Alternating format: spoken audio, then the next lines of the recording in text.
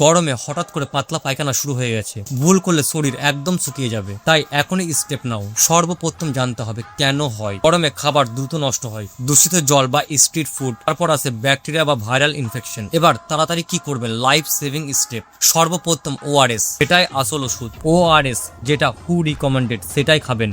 প্রতি পায়খানা হওয়ার পর 1 গ্লাস করে ওআরএস খাবেন, তার ফলে শরীরটাকে শুকিয়ে যাওয়া আটকায়, আর এটাই হচ্ছে লাইফ সেভার। এরপরে ওষুধ কি খাবেন? সর্বপ্রথম ড্যাসকাড্রটিল ট্যাবলেট 100 mg দিনে 2 থেকে 3 বার। এটা শুধুমাত্র পায়খানা কমায়, শরীরের পানিটা আটকে দেয় না অন্যান্য ওষুধের মতো, যার ফলে এটাই হচ্ছে বেস্ট চয়েস। তারপরে অবশ্যই খাবেন স্পোরোলেক অথবা ভাইজিলাক জাতীয় প্রোবায়োটিক ট্যাবলেট, কারণ এটি আপনার পেটের ভালো ব্যাকটেরিয়াগুলোকে পুনরায় তৈরি করে। তারপর যেটা বলবো সেটা দুর্দান্ত কাজ, জিঙ্ক ট্যাবলেট। এটি রাতে নিয়মিত 10 থেকে 14 দিন খান। ফিউচারে মানে ভবিষ্যতে লুজ মোশন আর হবার চান্স খুব কম থাকবে। এটা সবাই ভুল করে। সাথে সাথে অ্যান্টিবায়োটিক ওষুধ O2, লোপ্রামাইড এবং নরফ্লক্সটিজেড এগুলি খেয়ে নেয়। এতে পায়খানা থেমে যায় কিন্তু ভিতরে জীবাণু থেকে যায়। খাবার কি খাবেন?